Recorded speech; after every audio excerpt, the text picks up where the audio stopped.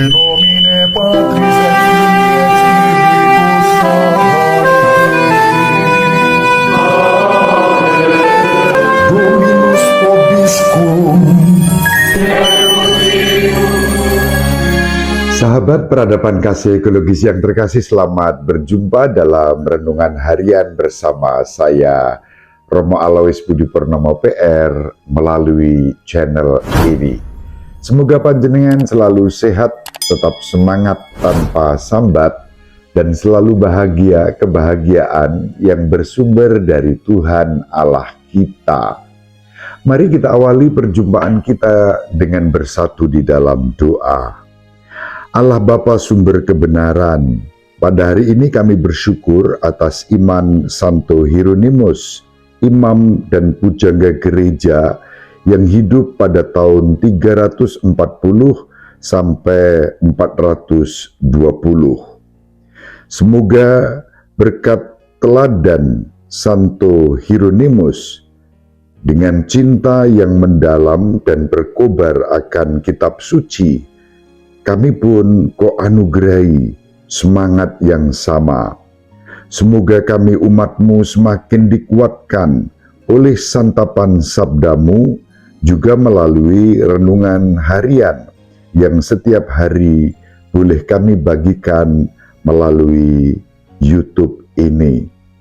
Semoga siapapun yang mendengarkan firman-Mu diwartakan dan merenungkannya, mengambil bagian dalam kebahagiaan demi Kristus Tuhan dan pengantara kami yang hidup dan berkuasa bersama Diko dan Roh Kudus, Allah yang Maha Esa sepanjang segala masa.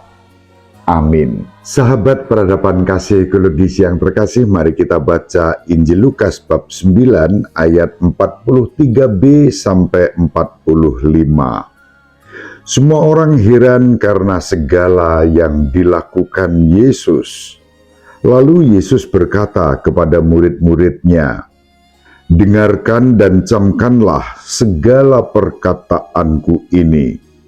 Anak manusia akan diserahkan ke dalam tangan manusia." Mereka tidak mengerti perkataan itu, sebab artinya tersembunyi bagi mereka, sehingga mereka tidak dapat memahaminya.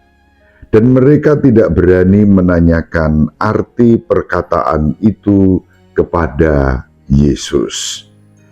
Demikianlah sabda Tuhan. Terpujilah Kristus. Sahabat peradaban kasih ekologis yang terkasih, pada hari ini adalah peringatan wajib Santo Hieronymus, seorang imam dan pujangga gereja pada abad ketiga keempat. Santo Hieronymus mempunyai jasa yang besar dalam menghadirkan firman Tuhan di tengah-tengah kehidupan kita. Santo Hieronymus mendedikasikan hidupnya untuk menerjemahkan kitab suci dalam bahasa Latin yang menjadi bahasa resmi Gereja Katolik Roma. Hidup Santo Hieronymus hingga wafatnya didedikasikan untuk menerjemahkan kitab suci tersebut dengan penjelasan-penjelasan yang bertanggung jawab di Bethlehem. Di Bethlehem, di gereja kelahiran Yesus, kita bisa mengikuti dan mengenang jejak kehidupan Santo Hieronymus.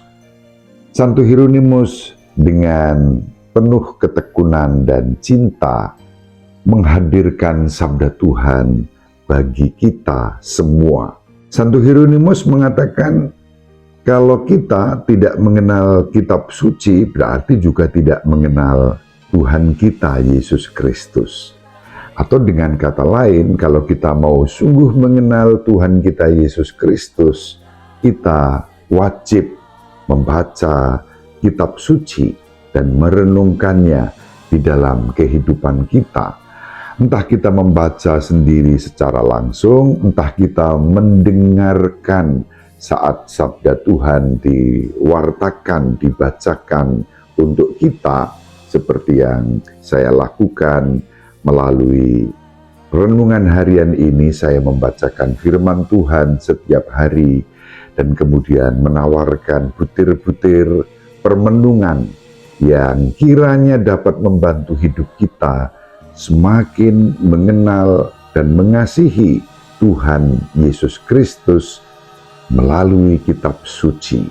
Yesus Kristus yang diwartakan di dalam kitab suci, salah satunya yang kita dengarkan pada hari ini adalah Yesus Kristus yang siap untuk menanggung segala penderitaan, menderita, sengsara, wafat, disalibkan, dimakamkan, dan bangkit pada hari ketiga, juga sesuai dengan nubuat-nubuat kitab suci.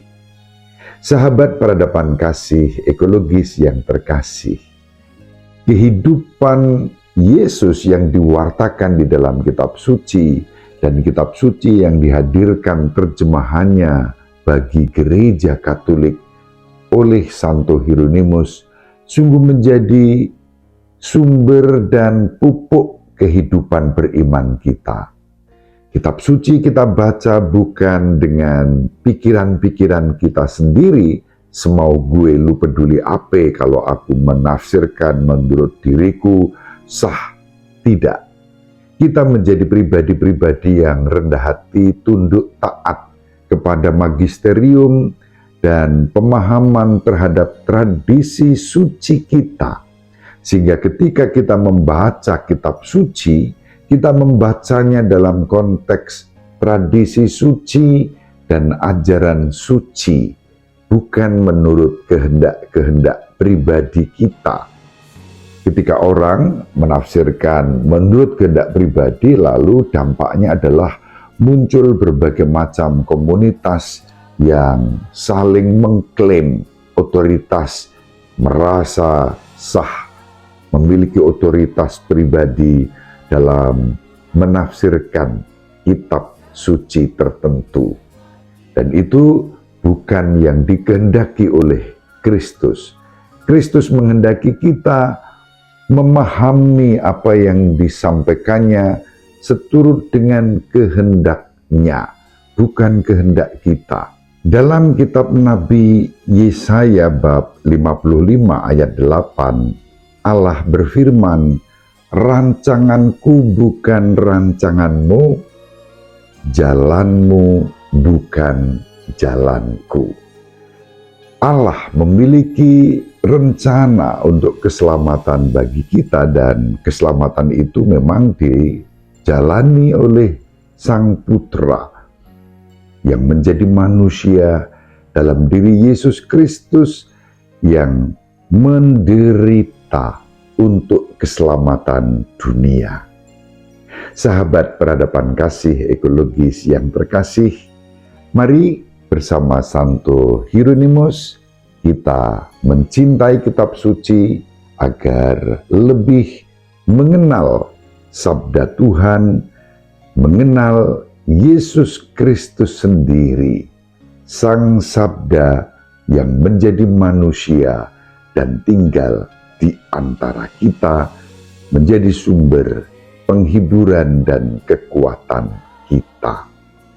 Ibu Maria selalu mendoakan kita, Bapak Yusuf merestui kita dengan keheningannya.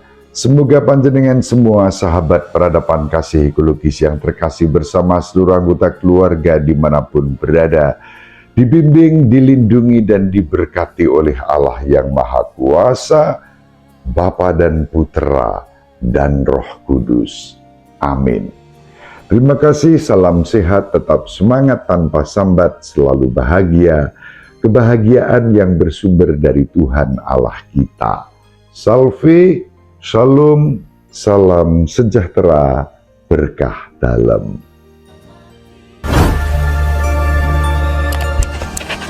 Sahabat peradaban kasih yang terkasih, sampai jumpa pada episode berikutnya.